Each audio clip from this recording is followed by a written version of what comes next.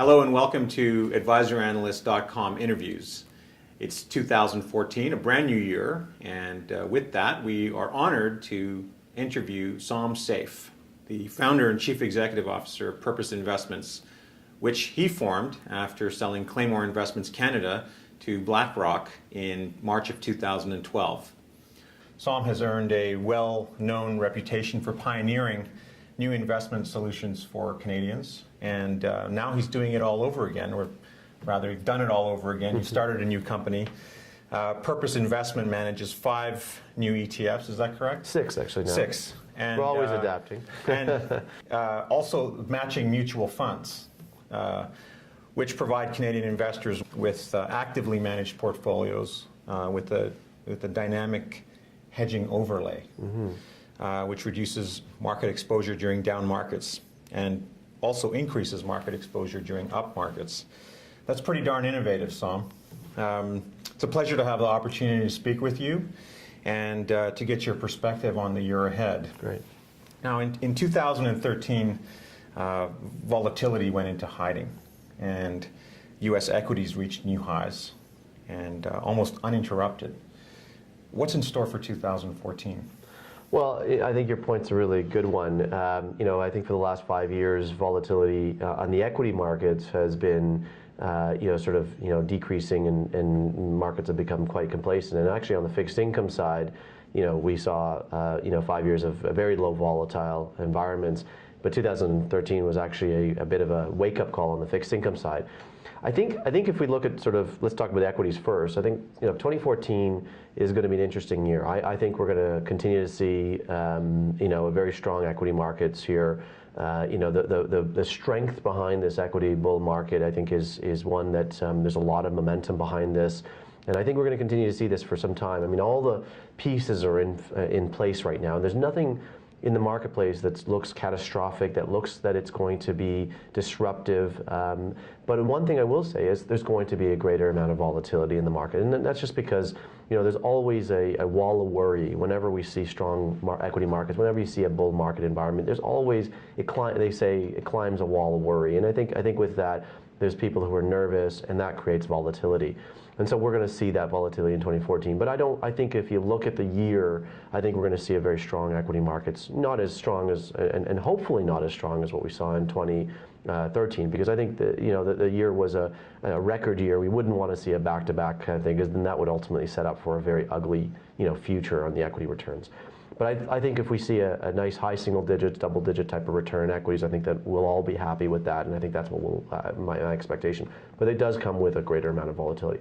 On the fixed income side, I think we're going to see a year that is very similar to what we saw this year, and maybe not as concentrated in a surprise that happened in sort of the April-May timeframe, but rather a period where the year is going to be a little bit more volatile. We're going to see a range-bound type of interest rate environment on the long end. The short end's not going anywhere soon, and I think we're going to see interest rates sort of become sort of steady in that sort of 2.5% to 3.5% range, and I don't think we're going to see a significant spike in long-term rates as some people are forecasting, and I don't think we're going to see interest rates go back down to 2%. We're going to be in that range, and that means that there's opportunity. But I also think that people have to recognize the reality of fixed income, that they're just not going to give the returns that people had expected over the last 30 years or have received over the last 30 years, and people have to probably look at fixed income a little bit differently in their portfolios. What about Canadian equities? They've underperformed for several years now. I mean, it's not a huge surprise. And well, here's my view on it. I mean, first off, on a relative value perspective, I think Canadian equities actually will have a pretty attractive year going forward. Maybe not as a broad representation, because we have to look at the Canadian equity market based on its sector risks, and I'll talk about that in a minute. But on a broad basis, I think there's some really strong relative values in Canada. We've seen in the last couple of months, as a side note, foreign investors who had historically been investing in Canada because of our fixed income and currency markets have now been putting more and more capital at work into our equity markets in the last couple of months. So that means that foreign investors are looking at Canada on a relative basis, on a global, a relative basis, and looking at Canada quite attractively. So I do think that, we as Canadians should start to look at Canada more attractively and see the the opportunities that represent themselves in the Canadian equity market. That said, if you actually now dig into the specifics of the equity market, now look at things like mining, energy, financial services, and broadly, which make up a large part of our portfolios. Do I look at the mining sector? I think gold is going to have a very difficult year again. I think the momentum against gold right now is continuing to go against it.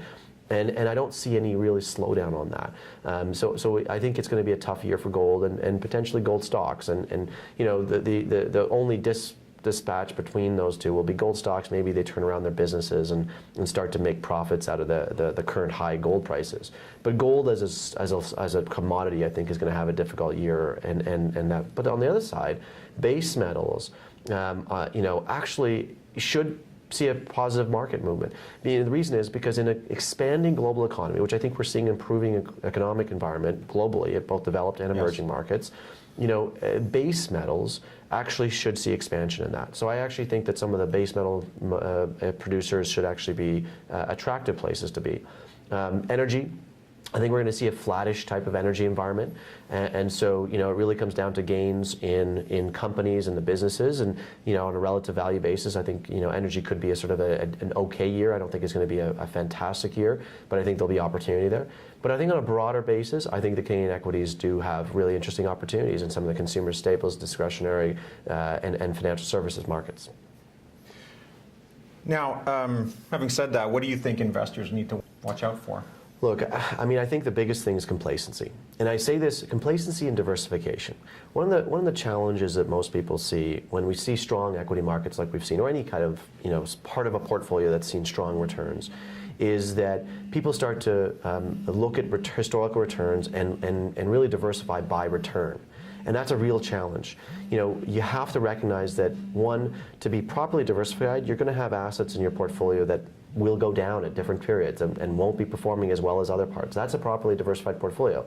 That's uncorrelation. But right now, a lot of people will be chasing returns, and I think the challenge will be that their portfolios will be a little bit undiversified, and they could have a very high equity bias in their portfolios. And I think that's the biggest risk, because as much as I do believe that we're going to see a strong equity return, I still believe that the number one protection is in making sure that you're properly diversified and you take away your equity, or your proper factor risks in your portfolio. So I think the biggest risk that people face going forward into this year is going to be themselves looking at their portfolio and being a little complacent to how their portfolio is structured and the factors that are making up their portfolios and their overall allocations. Som, how does, when you guys are managing money, for instance, in your actively hedged equity fund, how does the dynamic hedge work? How do you go about minimizing risk? Well, look, we use something, and we talked about this a bit here, momentum. I think momentum is one of the most important factors in the marketplaces to really dictate behaviors of the market. And so what we do in our strategies, first off, broadly, we believe that risk management is one of the most important parts of any investment decision.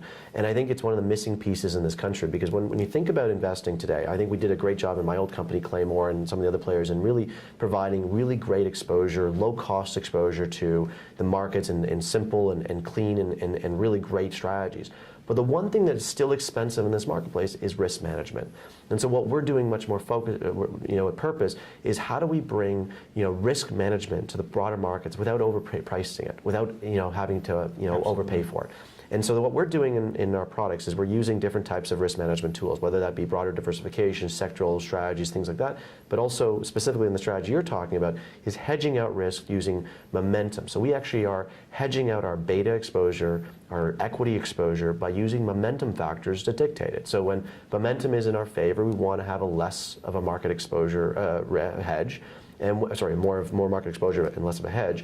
And when momentum is against us, we want to get out of its way. We want to hedge away against that beta risk, and we want to basically take less market exposure. And that's what we're ultimately doing. It's a really smart way to look at the markets and an intelligent way to sort of systematically hedge out your risks. It's a very unique strategy, in terms of what's being offered to Canadian investors in the past. Som, I'd like to thank you very much for your time today. Great to be here. It's great to talk to you. Great to be here, and I wish everybody a prosperous 2014.